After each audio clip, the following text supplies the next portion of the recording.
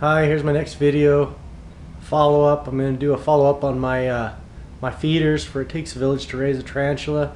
You know, I say that because I've learned so much off of everybody's YouTube videos. It's helping me raise mine better. Helps me give better care to my tarantulas. So I'm just passing that knowledge on and things that I've learned and things that I do. So we're doing a feeders. This is my cabinet that I keep all my feeders in.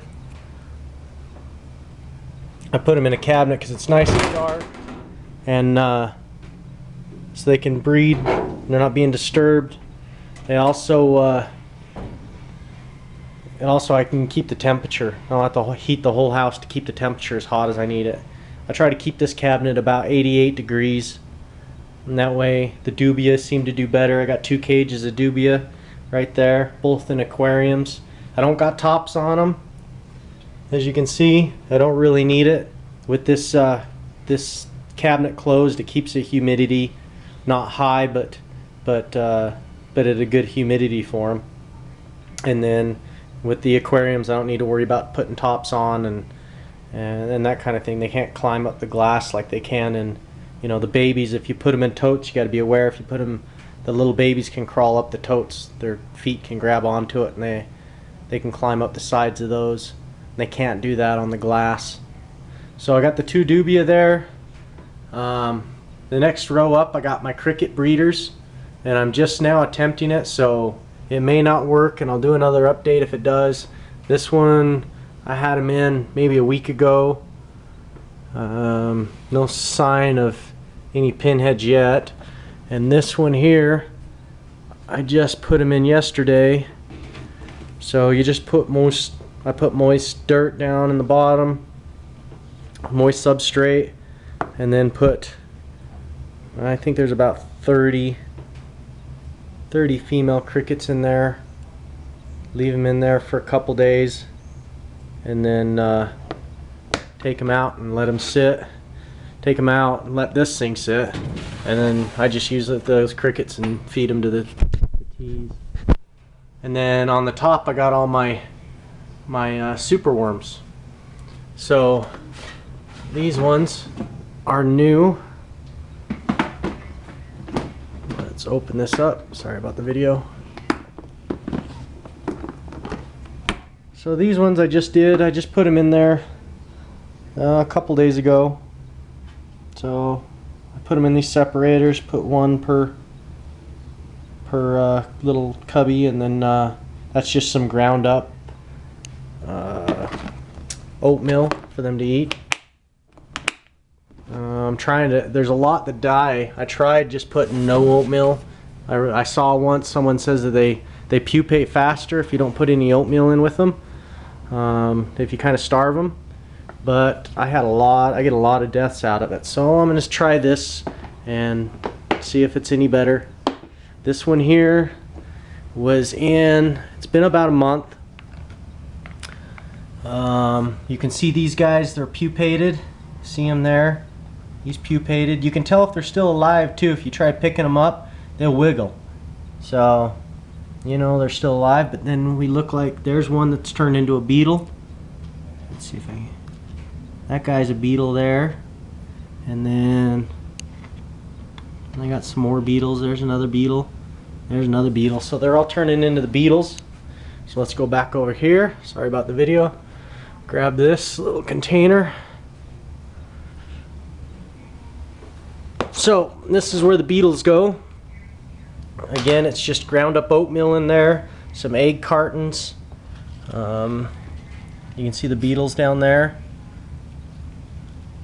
So they go in here. I put some vegetables that, you know, some just vegetables that didn't get eaten for dinner or whatever in there to give them moisture. You don't really need to put water or the cricket stuff in there, so we don't have to worry about that. Let me take these guys out.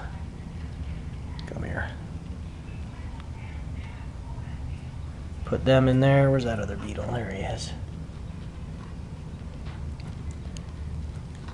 Come on. Grab on. Come on, grab on. This guy doesn't want to go. Come on.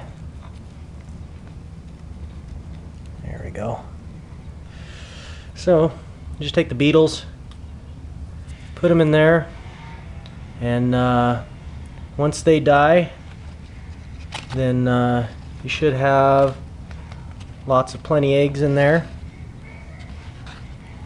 So once they die, you just remove everything out of there, take the egg cartons, take the vegetables, get all that stuff out of there, and put the lid back on it and wait for superworms to appear. So it's pretty easy.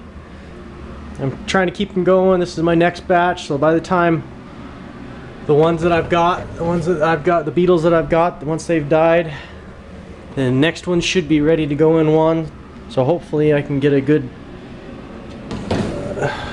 thing of superworms happening, and because my teas just love them. They're the superworms they prefer over everything. So that's kind of my feeder video.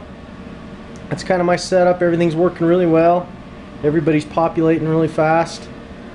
I'll give another update on these crickets once we start getting some pinheads show up and see how that works, and maybe I need to change some stuff, maybe I don't. We'll see, and I'll let you guys know. Thanks for watching. Hey, I'm gonna do an update on my feeders. I know I just made a video, but I haven't posted it on YouTube yet, so I'm doing some changes, and I wanted to add those on at the end of this video, so I don't have to just turn around and do another update video on my feeder for the teas.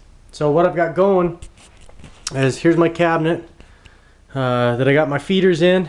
The thing that I'm changing, you can see on these upper levels, is I'm putting insulation in there.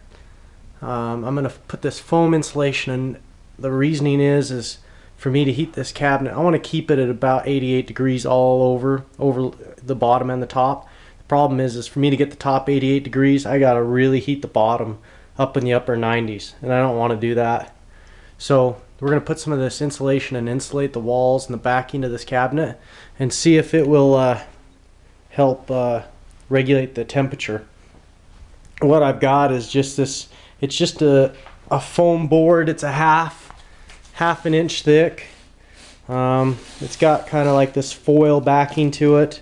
It was pretty cheap, got it at Lowe's for like, I don't know, it's like $7.50. Wasn't too bad, pretty easy to cut, and I'm just going through and putting it on the back and the sides of this cabinet, maybe even the doors when I get there. We'll see how hard it is to do the doors, but hopefully it will help regulate the temperature in here in this cabinet. I want to keep it, like I said, about 88 degrees. It seems to do best for all the critters. It's not too hot, and you get it too cold and the breeding slows down, especially with the dubia. The colder it is, the slower they breed. So we're gonna give this a go. It couldn't hurt by any means. So that's what we're gonna try. Thanks for watching.